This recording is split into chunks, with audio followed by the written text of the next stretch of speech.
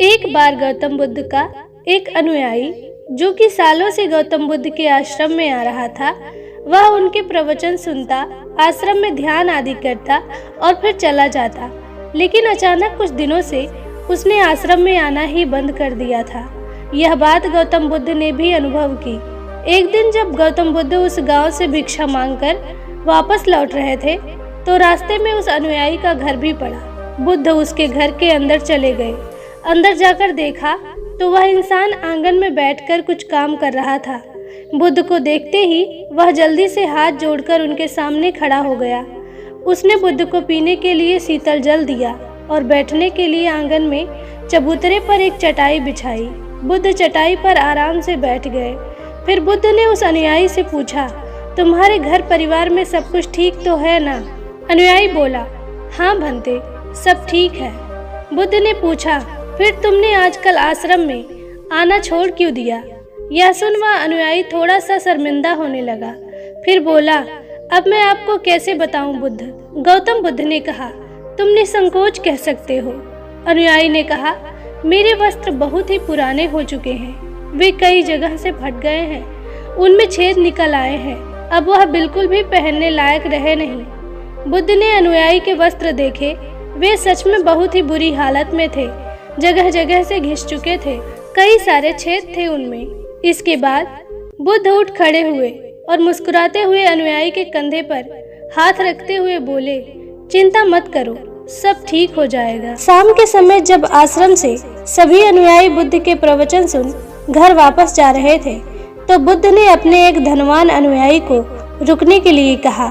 जब सब चले गए, तब बुद्ध ने उस धनवान अनुयायी से अपने उस गरीब अनुयायी को 2 जोड़े वस्त्र देने को कहा। धनवान अनुयायी उस गरीब अनुयायी के घर वस्त्र भिजवा देने का वचन देकर वहां से चला जाता है।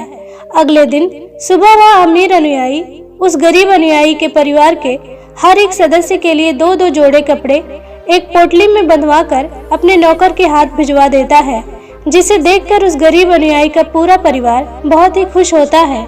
अगले दिन जब वह गरीब अनुयायी दोबारा से बुद्ध के आश्रम में उनके प्रवचन सुनने आता है, तो अंत में जाते समय बुद्ध उस अनुयायी को रोककर उससे पूछते हैं, क्या आप तुम अपने नए वस्त्रों में आराम से हो? तुम्हें और कुछ तो नहीं चाहिए? अनुयायी ने कहा, पहले तो आपका बहुत बहुत आभार भंते, मैं इन कपड़ों में बिल्कुल आराम से हूँ और मुझे अब और कुछ नहीं चाहिए। बुद्ध ने आगे पूछा, अब जबकि तुम्हें नए वस्त्र प्राप्त हो चुके हैं, तो तुमने अपने पुराने वस्त्रों का क्या किया? अनुयायी ने कहा, हमारा परिवार अब से उन्हें बिछाने और ओढ़ने के काम में लेगा, अब हम उन्हें ओढ़ने की तरह उपयोग में लेंगे। बुद्ध ने कहा, फिर तुमने अपने पुराने ओढ़ने का क्या किया? अनुयायी ने कहा, बुद्ध, मैंने उन्हें अपने घर की खिड़कियों में पर्दे की तरह लगा दिया है। बुद्ध ने कहा, तो क्या तुमने अपने पुराने पर्दे फेंक दिए? अनुयायी बोला, नहीं भंते, अब मैं उन पर्दों के छोटे छोटे टुकड़े करके उनका उपयोग रसोई में गर्म बर्तनों को उतारने और पकड़ने के लिए कर रहा हूँ। बुद्ध ने पूछा, तो फिर तुमने रसोई के पुराने कपड़ों का क्या किया? अनुयायी ने कहा, अब मैं उनका उपयोग घर में पोछा लगाने के लिए करूँगा। बुद्ध ने कहा, तो फिर तुम्हारे पुराने पोछे का क्या हुआ? अनुयायी ने कहा, बुद्ध, वो पुराना पोछा इतना तार हो चुका था कि अब उसका कुछ भी नहीं किया जा सकता था, इसलिए मैंने उस पोछे से एक एक धागा अलग करके दिए के लिए बातियां बना ली। उन्हीं में से कुछ बातियां मैंने आश्रम में भी दान कर दी हैं, जो अब आज रात से आपके कक्ष में भी प्रकाशित होंगी।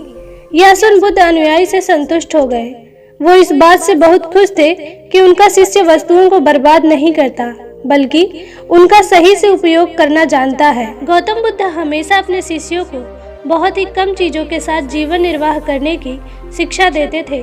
साथ ही उनका यह भी मानना था कि यदि हमारे पास कुछ भी हमारे जरूरत से अधिक है, तो हमें उसे दूसरे जरूरतमंद लोगों को दे देना चाहिए।